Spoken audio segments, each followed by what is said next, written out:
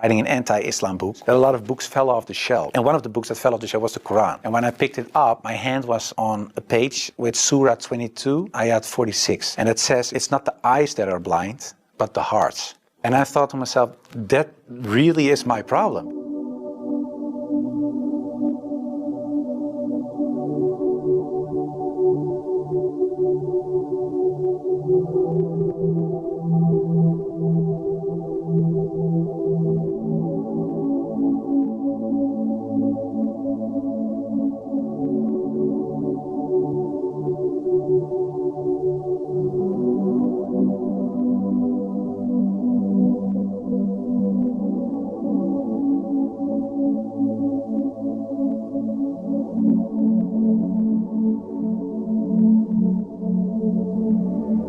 Before I was a Muslim, I was a Protestant Christian from the Reformed Church. We read from the Bible, we all got biblical names, we were all baptized, we went to church, etc., etc. Of course, I believed that there is a creator, I believed in heaven, hell, I believed in angels, revelations, and of course what separates the Christians from the Muslims is that I believed that Jesus Christ was the Son of God. Yeah, in a more philosophical way, I believed he was God himself, of course. I believed in the resurrection and crucifixion of Christ, of course, and I believed in the atonement. But because the Trinity is a very complex concept, whether you believe it or not, it's still very complex, because if there is a God in the Bible, it says God is eternal. But if you are eternal and in the same you die, you cannot be eternal, immortal at the same time. So that was something when I was a little older, 16, 17, I started questioning things like that. It's not very logical. I talked to many priests, preachers, even rabbis, and the answers I got weren't very satisfying. That made it for me kind of complex, and in the end I had some doubts about stuff like this. But I said, well, I set it aside and I thought, okay, I just believe it, and perhaps I'm not smart enough to get the whole picture. And I still believed in God. I still believed that Jesus was a very important person. I believed he was the Son of God, but how it exactly was, I left it for what it was. In Amsterdam, I was born and raised there. We're a practicing Protestant family. There happened a lot of things in the Netherlands, especially in my life. Also, when I look at the bigger picture, when it came to Islam, I became politically active for the Freedom Party. I became a member of parliament. And in the end, I decided to write an anti-Islam book, which started as an anti-Islam book, changed into this search for God, and it ended up me becoming a Muslim. After high school, I went to university and I did comparative religion. And the remarkable thing, I think, was that the first day of me going to college was September 11, 2001. Already thought, okay, these Muslim guys are kind of crazy and this religion isn't the truth. Then a few years later was this guy in the Netherlands called Theo van Gogh. He was a famous filmmaker and he was killed in the street. He was shot and they tried to slit his throat and they put a knife in his stomach with a letter on it for another girl, Ayaan Hirsi Ali. And it said, you are next. So it strengthened my anti-Islam feelings in such a way that I thought, well, I have to become politically active to do something and stop this evil of harming our country. You started politics because of Islam? Yeah, and that really had to do with Islam. That was the reason that I wanted to write a book, to explain to people why Islam was a danger for the world. When I was writing my book, like I said earlier, the questions, the doubts I had about Christianity popped up again. And that was about truth, of course, because I was a believing Christian guy. And yeah, the Christian questions I had in the end were answered in an Islamic way. Because, of course, when I started writing the book, a lot of people think that it was a political book, but it wasn't so much a political book. It was a religious book because I wanted to show people why Islam was a danger as a religion, and I wrote it from a Christian perspective. So in the beginning, I made a comparison between the Christian concept of God and the Islamic concept. So I started comparing it. But because I had these doubts about the Trinity, and I saw Tawheed, the oneness of God in Islam, I thought, yeah, it sounds a little bit more logical. And then I thought to myself, well, I reread the Bible to refresh myself, to see, okay, why isn't the concept of Islam, the Tawheed concept, isn't the Christian concept? So after weeks and weeks of study, reading, rereading all kinds of books, I thought to myself, okay, perhaps this oneness of God is something that is true. So that's how it started.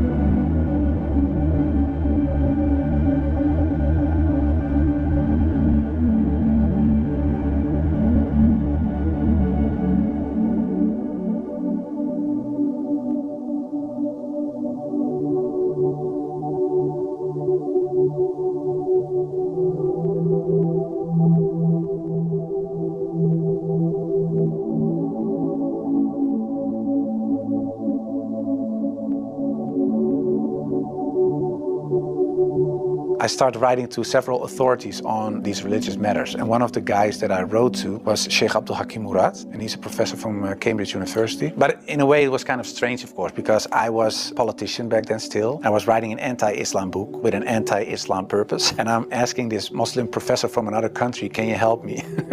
So I told him, I'm writing a book. I have a lot of questions. So I was very plain why I thought, why is Islam promoting terrorism? Why is anti-woman? Why is anti-Christian? Anti-whatever. After, I think, 6 weeks, he sent me a very extensive email. And he started explaining, directly answered a lot of my questions. But he also told me, you have to read this article, read this book, read that book, ask this person. And so he was very extensive in his way of explaining. One thing that I think was very wise of Abdul Hakim Murad to say was, he said, well, the books you read about with the anti-Islam arguments are written by non-Muslims. He said, if you want to know more about Christianity, you don't read books from atheists. You start reading the books from the Christians. Why do they believe this? What are the arguments? So he said, you have to do the same with Islam. So start reading Islamic books from Islamic teachers, from Islamic scholars, etc. And that's what I also did with the life of the Prophet, because I read a book from Martin Links, The Life of the Prophet, based on the earliest source of Muhammad. And it was written, of course, by a convert. And his way of reasoning, his way of telling, his way of writing appealed to me because it's culturally the same thing. How do I approach a certain topic, etc. And it was the first time that I saw him not so much as a warlord, because that's the picture I had in my mind, but I saw him as a father, and I saw him as a friend and a teacher, and so much more. And so, yeah, I saw the person and his character, and I said, well, I can say a lot, but I cannot say that this is not a good man. So his character persuaded me to read more and to want to know more. Story about Hind. She was the wife of one of the enemies, Abu Sufyan, and in a way they gave money to kill Hamza, the favorite uncle of the Prophet, and that was what happened on the battlefield. He got killed. They even paraded with his ears and cut off his nose and horrible stuff. So the Prophet was deeply sad, of course, of what happened. And years later, he became powerful. He came in power in Mecca. And then there was Hind. And I was reading this book and I thought, okay, now she gets crucified or her head gets cut off or something like that. But he said, well, I cannot look at her right now, but everybody is forgiven. And if you want to stay here and live among the Muslims, it's possible. If you don't want that, you can go. But bloodshedding is over now. And I thought to myself that she was forgiven. If you can forgive someone who kills a relative, especially a favorite uncle, if you even starts parading with parts of his body to show other people that she humiliates you and whatever you stand for, that means you have such a great character. It's very special. It's something you don't see. And that's what he did. So I thought to myself, well, it was a really special guy. And when I thought that, I thought, well, I have these arguments for him being a prophet. I see his character. I see the way he treated other people. I see how he treated his enemies. I think he is a prophet. But then I thought to myself, whoa, that's horrible, because I already accepted this oneness of God, and now I say he is a prophet. If I say there is only one God and Muhammad is his prophet, it's almost Syahadat.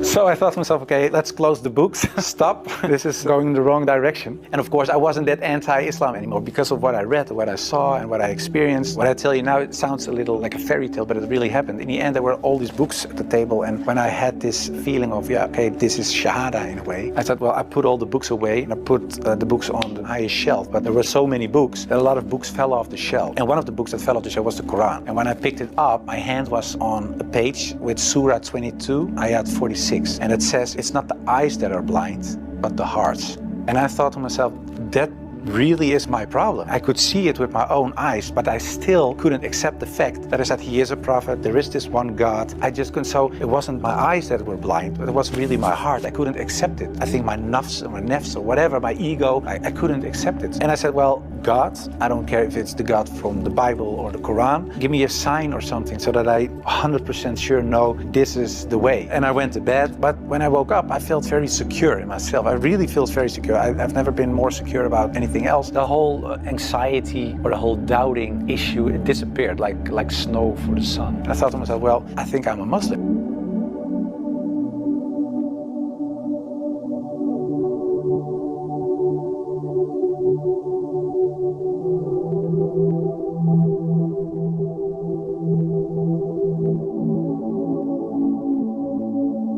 For a lot lot of people, especially some uncles and aunts, it was kind of a shock. They heard it when it was on the news. I told my mother, and my mother started crying. And my wife was pretty open. Yeah, she was very cool about it. She said, well, if Islam is what you really believe and that's in your heart, who am I? And yeah, some people from my old work were really aggressive. I got over 2,000 death threats from people who used to support me, of course, people who voted for me. People said the most horrible things. We will rape your wife, shoot you, we know where your children go to school, stuff like that. And most of them, of course, is nonsense because there are crazy people writing things on a computer. I never chose a religion one time, and it was when I became a Muslim. Before that, I didn't choose my religion. I was born in a Christian family. I was raised in a Christian way, and I'm very grateful for all the good things that it brought me, but it was not my decision. And the only time I made a decision was me becoming a Muslim. And it was the most, like I said, I think the most important decision I made, and it was the most rational decision I made. I never took years and years to decide one thing, only becoming a Muslim.